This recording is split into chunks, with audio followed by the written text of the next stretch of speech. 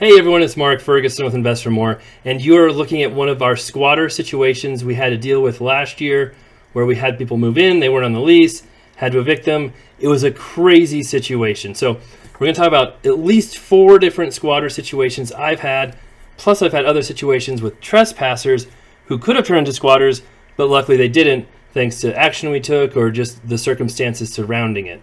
So I want to talk about these situations, plus how to prevent squatters, what we do, and what we could have done different on some of these as well to possibly prevent squatters too, because it can be a nightmare. I'm sure you've seen it in the news about squatters moving in without leases, not paying rent, and people can't get rid of them for months, sometimes even years in certain states. Now, speaking of that, Florida has just passed a law to help rid the state of squatters, which is fantastic. And if you're wondering what a squatter is, basically it's someone who moves into a property or stays in a property, who doesn't have a lease, doesn't pay rent, has no legal right to be there, but because the way the system is set up in states, if someone lives in a house, they get possession of it, you can't just kick them out. You can't just barge in. Sometimes the police won't do anything, so it becomes a very tricky situation. But here's what Florida did. Under HB 621, a property owner can request law enforcement to immediately remove a squatter from their property if the following conditions are met. The individual has unlawfully entered and remains on the property. The individual has been directed to leave the property by the owner but has not done so, and the individual is not a current or former tenant in a legal dispute. In Florida, it will be quick and simple to reclaim your home from squatters, avoiding costly delays, litigation, and missed rents. HB 621 also creates harsh penalties for those engaged in squatting and for those who encourage squatting and teach others to scam. The bill makes it a first-degree misdemeanor for making a false statement in writing to obtain real property or for knowingly and willfully presenting a falsified document conveying property rights. So that could be a fake lease, which a lot of these squatters do to show to police so police won't arrest them for trespassing. And then it continues. A second-degree felony for any person who unlawfully occupies or trespasses in a residential dwelling and who intentionally causes $1,000 or more in damages, and a first-degree felony for knowingly advertising the sale or rent of a residential property without legal authority or ownership. So we've had that too, where we've had properties for sale. I'm also a broker, a real estate agent, and we've had properties for sale for other people, and people will list them for rent on Craigslist, try and collect money. It's a big scam. So this is fantastic that Florida is doing it. Hopefully other states follow suit, especially like Colorado, where I'm at. But it is very difficult in some states. Luckily, Colorado isn't as difficult as some like New York or maybe Washington, California. But they're changing their laws constantly and making it more and more difficult on landlords instead of making clear and concise laws like this, which would help landlords. And if you help landlords have good tenants, that can keep squatter situations, down, which actually helps keep rents lower. Because when you have a squatter situation, when you have months or years of not collecting rent, when you have tens of thousands of dollars of damage, landlords can't just eat that. They'll sell the property, which means there's fewer rentals and rents go up, or they'll raise rents to make up for it. So this was the police, after a lengthy time, getting these squatters to the eviction process. So I also wrote an article on investformore.com, my blog, that outlines how to get rid of squatters in detail as well, or how to avoid them. Again, every state law is different, so make sure you talk to an attorney, consult state laws before taking any actions. And I also recommend not doing anything illegal, trying to force tenants out, using manpower to get them out, because landlords have ended up in jail, have been prosecuted, and it makes it tougher usually in the long run. If you go to court and certain judges see you tried to force them out illegally, it could cause them to stay even longer. So I have a lot of properties, a lot of businesses, a lot of stuff going on. I don't need to go to jail. That's not in my agenda. So this is more the legal route to do things, not the forceful route to do things. But on this eviction, we had rented to a tenant. Actually, we inherited this tenant. We bought this property. The tenant was still there from the previous owner. They moved out. They claimed they're giving us keys. They never gave us keys. Then they said, my sister is going to help clean the property, so I gave her the keys. She gave keys to her sister, who turned out not to be her sister. And we talked to that sister who didn't move out. Finally, we got the sister out. She gave keys to like 4 other people who may or may not have been homeless. They moved in, had no lease, didn't pay rent, but claimed they knew the previous tenant, would not leave. So we could have done things a little differently, but we ended up going through an eviction. In the first eviction hearing, the court let them stay and extended the eviction to another hearing because they had nowhere to go. That was literally his words. So remember, even if you get to the legal side of this, and judges have very clear, instructions on what to do with the law, there's no guarantee they will follow that law. So that can be frustrating as well. But we had another hearing, and thankfully, the squatters did not show up to that hearing. So the judge had no choice but to grant us the eviction. We got to the eviction a few months after the tenant had moved out and claimed they were all out of the property. Now, I thought these squatters would be gone, but they weren't. They were still in there. So that's the police talking to them, telling them they have to leave. Again, they thought they could just stay there forever, apparently. But eventually, we gave them a few minutes to get as much stuff as they could. And this is kind of what it looked like after that. And my first walkthrough on the property after the squatters had left. It wasn't trashed, thankfully. They didn't intentionally destroy anything, but they left quite a bit of stuff, left a lot of, uncleanliness, even though they had cleaning materials all over. Who knows what they're using that cleaning materials for? And then wouldn't pay rent, obviously. So this situation was tough. Thankfully, it did really well on my YouTube channel in different places, so that helped make up for the annoyance of them costing us a bunch of money in rent and eviction costs and move-out costs, all of that. And in Colorado, we have an hour, basically, to move all of their stuff out onto the street or into a dumpster, where we have to leave it there for 24 hours, and then after 24 hours, we can dispose of whatever they haven't come and gotten or somebody else hasn't. But we sometimes have to have 10 people at once at these evictions so that we can get everything out quickly. And we've gone past that time frame before, but it's tough to have more than 10 people in a small apartment because you're just running over everybody. But yeah, we've had some tricky situations with evictions, and they're not always fun, not always easy. And it gets expensive when you've got 10 people you're paying pretty good pay to do this kind of work, because it is not fun. So in this situation, what I would have done differently, and this is something I knew I should have done at the time, but honestly, I was a little bit lazy. There's the squatters out there. Yes, they had a vehicle, but I was a little bit lazy. I was pressed for time. It was a Friday. I wanted to get back to my family when I was talking to these squatters for a long time after I learned they'd moved in there, and I didn't call the police. So that's the number one rule. If you find someone in your property who shouldn't be there, who's not on the lease, who's refusing to move, who broke into the property, even if they got keys from a tenant but don't have permission to be there, call the police immediately. Call them right away. There's all their stuff after we got it out in the yard. And they had a garage too, which was full of stuff as well. We had to evict that garage too. So we got all their stuff out. But call the police immediately. I know a lot of people say, well, the police won't do anything. It's a civil matter. It doesn't matter. I would still call the police ASAP. And honestly, I would bring the lease with you if there was any kind of lease before. This shows who the person was on the lease. So you can say, hey, here's our last lease. These are not the same people.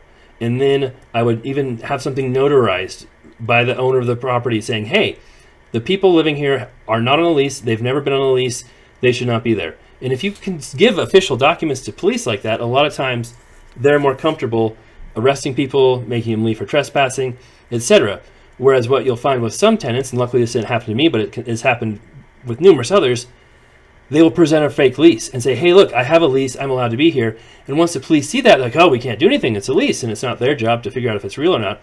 Well, if you've got documentation saying, no, it's not real, here's notarized, even though being notarized doesn't really make it a court official or anything like that, it still appears to be more official to many people. So if you can give documentation that, one, and bring a deed that shows you own the property, two, something stating this property is not leased to those people, and three, if you have a lease showing it's leased to someone else, then you might be able to get them out and get them trespassed, which means they have to leave, they have to go, and you can have immediate possession of the property right there, which is the best solution aside from going through all the craziness. Now, this situation is a property I bought from a wholesaler, and I made some more mistakes here. And what happened was the seller ended up staying after closing. Now, again, I learned a lot in this. I did some really stupid things. One, it was supposed to be vacant when I bought it. Again, I was in a rush. I was in a hurry. I didn't drive by the property. I called the wholesaler. He said, yeah, it's vacant. No problem. The guy's out. You're good to go. I drive back there the next day. He's not out. He's living there. Wouldn't answer the door. Wouldn't answer phone calls. Wouldn't do anything. We had to go through an eviction. Now, because it was a previous owner, they sold it to me. They never had a lease.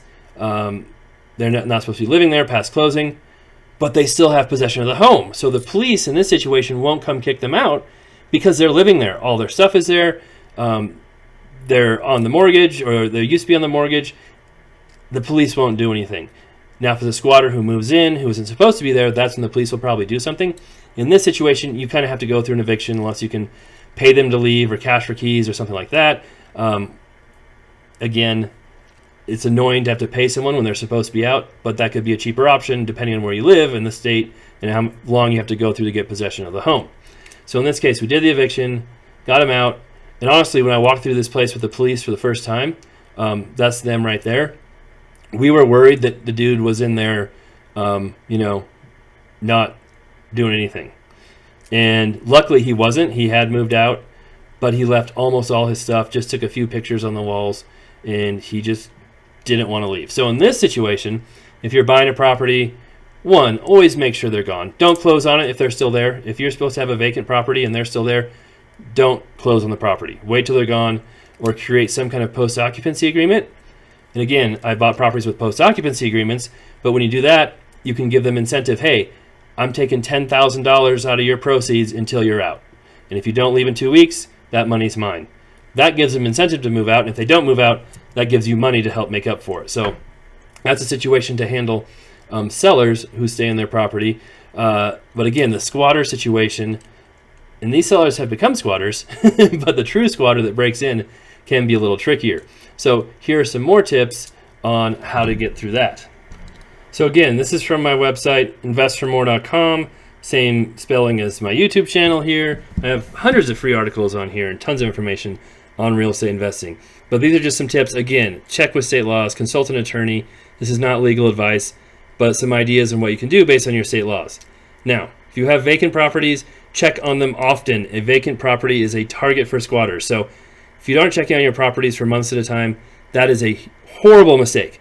Because in some states, if a squatter is there for 30 days, then they gain rights. Then they gain possession. It makes it much more difficult. The sooner you catch them, the better off you are, and it can make things much easier. Also, if you can find out that they broke a window, they broke a door, and you catch them right away, that's obviously trespassing. That's much more likely to get the police's attention than someone who's been living there for a month and has all their furniture there and claims, oh, we live here. So the sooner you catch it, the better. Always check on your vacant properties. If you happen to have cameras, amazing. I do have some cameras I use that work on their own Wi-Fi, which is very helpful in certain situations. But do not just let your vacant property sit there forever. If you see someone on your property who should not be there, call the police right away. The police may or may not do anything, but you still need to try. Some squatters may not want police contact and may leave if they come, so that's one bonus if the police are there. And the police may say it's a civil matter. They might say it's not their problem, but remind them it's trespassing. Remind them it's illegal. Bring all the documentation you can.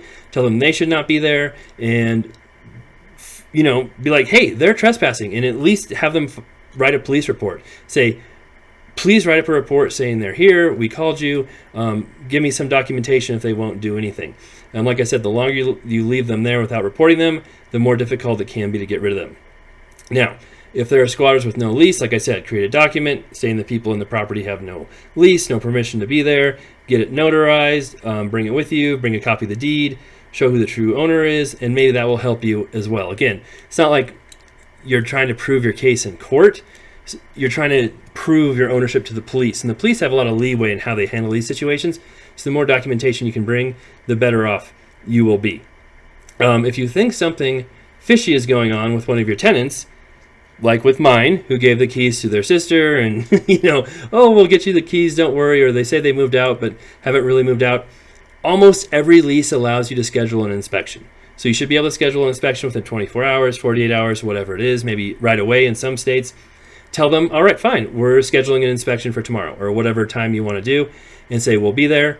Hopefully you have keys because you're allowed to go in the property with proper notice, And if they don't let you in, if they won't let you inspect the property, that's grounds for eviction right there almost everywhere.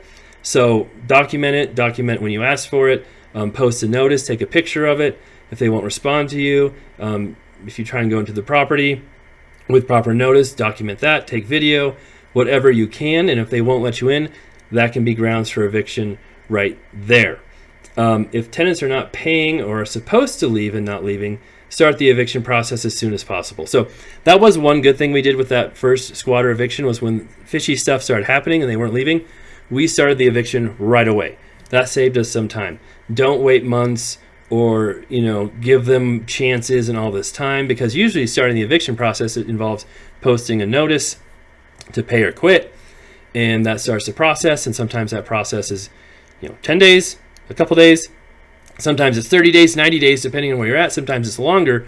So the sooner you post that eviction notice or the start of the eviction, whatever you need in your state, the better off you will be, and you can get that process moving quickly. All right, moving on. In extreme situations, you can try offering cash for keys or money from the move.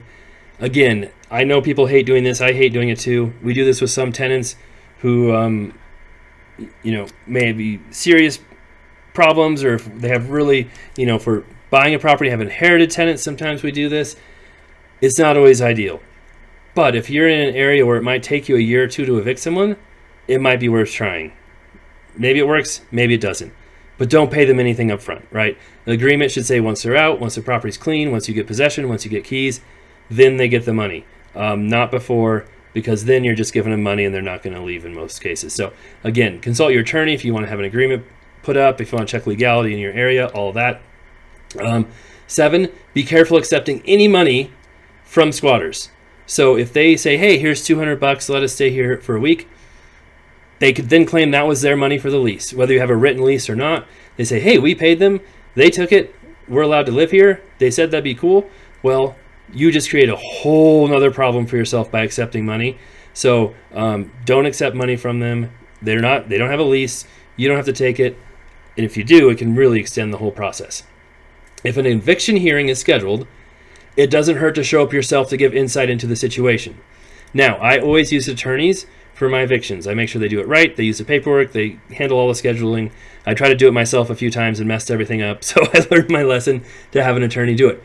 But you can still go with your attorney, right? I didn't go to the first hearing in that first squatter case because I thought it was a done deal. I didn't think there was any issue. There was no inkling in my mind that the judge would let them stay without a lease and not paying. But if I was there and told them the situation and told them what happened, maybe he wouldn't have granted that other hearing. Maybe he still would have, but I think it's better to be there than not be there. So if you do have one of those hearings, show up. A lot of times you can even go on Zoom. You don't have to go in person because of COVID and all that stuff. So yes, that is also something to look into. Don't do anything illegal, like bringing enforcers to physically remove people, threatening, weapons, etc. Always talk to an attorney. If you do that, one, you could get arrested. You could cause it even an escalation situation where you could put your life or others' life in harm. And you could make the judge side with the squatters. If he thinks you're being a jerk, even if the law says otherwise, the judges have a lot of power and they can make your life really difficult. So try to abide by the law and do things the right way. If you're in a really tricky situation with state laws and police who will not help, you can turn to social media or neighbors, tell your story. That's what I would do. The more attention you get, the more likely you can get your situation resolved. Some neighbors, some other people might even put pressure on those tenants. You never know, or the squatters. Sorry, I don't want to call them tenants when they're not. So there's a lot of different things you can do. And worst case scenario, maybe you can get some money from social media, YouTube, whatever it is, to help offset all the costs you have for the squatters in that situation. I've seen a lot of those videos. Again, check with your state laws on showing faces and all that stuff, if it's legal or not. But if it's your property, I mean, there's a lot of leeway you have in that situation. And I doubt the squatters are going to go to court and sue you, but they could. So always be careful and check your back end whenever doing any of this stuff.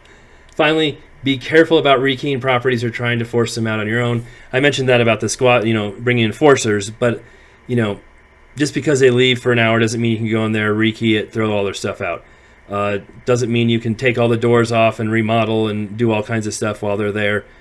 Maybe you can in some areas. Just talk to an attorney. Make sure you're not going to get yourself into bigger and bigger problems and more trouble. I would not do that kind of thing. I would not suggest doing it. But yes, just check with your attorney, and hopefully they can help you decide on a correct course in these crazy situations. Here was another eviction we had to go through, and this was another situation where the seller would not move out. And this is bought from a wholesaler. Wholesalers are investors who get homes under contract, usually assign the contract to a double close to other investors like me who flip them. And a lot of times you have some interesting situations with wholesalers because they don't really have any money in the game. They make some interesting contracts. Well, this one had a $5,000 post-occupancy agreement. They could move out in 2 weeks. If they don't move out in 2 weeks, we get the $5,000. Guess what happened? They didn't move out. We got the $5,000. But like I said before, with all the people in there moving, all the time it takes, the eviction costs, the attorney costs, $5,000 gets eaten up really, really fast. So I would make it more than that. And $5,000 also isn't a big pain for a lot of people when it comes to moving. If they're like, oh, I don't want to move, I'll just eat the $5,000. What they don't understand is just because they don't, get the $5,000 doesn't mean they get to stay for, indefinite amount of time. They still have to move out. But sometimes people, have issues or problems. And if you make it $10,000 or more, that makes it a little more painful and probably gives you a much better chance of getting possession of the property if they don't leave. Now, sometimes people will also do a post-occupancy agreement, like another property I had, where the post-occupancy hoarder house, where they do it a per diem, where it's like, okay, every day that they don't move out past a certain date, they owe $200. And that really doesn't give much motivation because they just think, oh, I'll just be here one more day. It's $200. It's not that much. And they just keep prolonging it. And they don't realize all of a sudden they just ate through their $5,000 or $10,000. Then they get upset, like, oh, we were really out, and that can just cause some issues. So I think it's best if you have a solid date, 2 weeks, 3 weeks, whatever it is.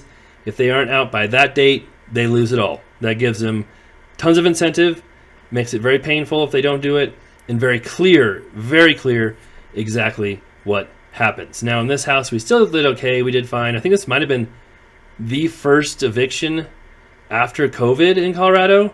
And not to say I'm proud of doing that, but it sure was nice because they had an eviction moratorium because of COVID. They wouldn't allow any evictions. But I read up on the laws, which is also smart to do. I say talk to an attorney, get advice from an attorney, but it doesn't hurt for you to read up on the laws too and make sure your attorney is saying the same thing. Sometimes attorneys can be very, very conservative. It's also tricky for me to say don't listen to your attorney. So again, really have to make some decisions on your own about how much you don't do with an attorney, all that. But you can also read up on laws and suggest things to your attorney, run them by your attorney and see what they think, because I saw, hey, this eviction moratorium is only for late rent. It is not for a squatter situation where a seller has not moved out. And so I talked to my attorney, I showed him the guidelines, and he's like, you're right, let's try it.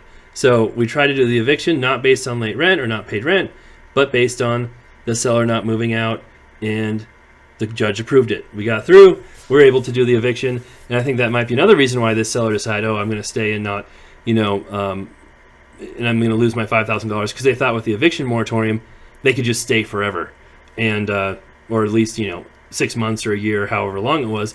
I'm like, well, that's cheaper than paying rent for the next year, so why not just try it? So, like I said, there's lots of things you can do, not do, to make things better and worse, and it's important to really stick to your guns and be diligent with all of it. Now, this is another house we flipped, and this was a weird squatter situation that could have been much worse. Luckily, we nipped it pretty quick. And this is a house I bought off market through another real estate agent. And one of the reasons the seller didn't want to sell it is because they kind of had a squatter in the property when I bought it. And so what happened was kind of similar to my situation. They leased to a gentleman. They actually said he is a great tenant, always paid on time, never had any issues. Well, he moved out. Well, apparently he'd brought in a roommate without giving the landlord's notice. Again, landlords should have to approve anyone over 18 on the lease. Tenant, that should be in the lease. Tenant shouldn't be able to just bring in whoever they want because that person isn't vetted by the landlord, all that stuff. This proves why you should always do that, because the roommate wouldn't leave. They were on the lease. I don't know if they're paying or not, but they just refused to leave. And the owner had a hard time evicting them because they didn't have a lease. It's more of a trespassing situation. And so we bought the house. They said they were out. We're like, okay. And the first time looking at the property, they had some stuff in there. Like, are you sure they're out? And then so my contractors went back. They found the guy in there again. What did we do? Immediately called the police, said they're trespassing, said they shouldn't be there. Police came, and this person, I believe, did not want any interaction with the police. They left right away. They tried to come back. We actually put cameras up. They stole our cameras. Reported that to the police right away. Police came back, and I don't remember exactly how this happened because it was 4 years ago, 5 years ago even. But I believe we just kept calling the police. Police kept coming back, and the guy just kept leaving every time that happened. Eventually, we made sure the property was boarded up, locked up, as good as it possibly could be so no one could get in there, and he stopped coming back. We never heard from him again. So it's another tip too, is make sure your properties are as secure as possible. Do not leave windows open. Do not leave doors open. Do not, make sure you have deadbolts. Make sure you have all crawl space entrances, all things like that. Boarded up, blocked up as good as you can so that people cannot get in. And on this one, I think we had a back door that was kind of easy to pop open. So we boarded it shut. No longer could use that back door. So those are some of the situations we've had with squatters, post-occupancy agreements, sellers who won't leave. We've had some other properties broken into where people tried to stay there, called the police immediately, showed them the damage. They arrested them, got rid of them because they physically broken into the property. It was clear they'd just been there a short period of time. We were able to get them out. So again, call police immediately, take action immediately, and do some preventive maintenance to make sure your properties are checked on, they're secure, and if you have any issues, do not hesitate to take action right away. All right, I will link all of these videos below in the comments so you can see the full videos of the properties if you want to see the whole situation and commentary live while I was doing it. And I will also link to my Invest for More article as well, which gives kind of more details and instructions and things you might do based on legality in your state to help prevent and maybe get rid of squatters. All right, thanks for watching. Love to hear what you think, and we'll be back with more videos of my rentals, flips, businesses, laundromats, all that stuff coming up soon.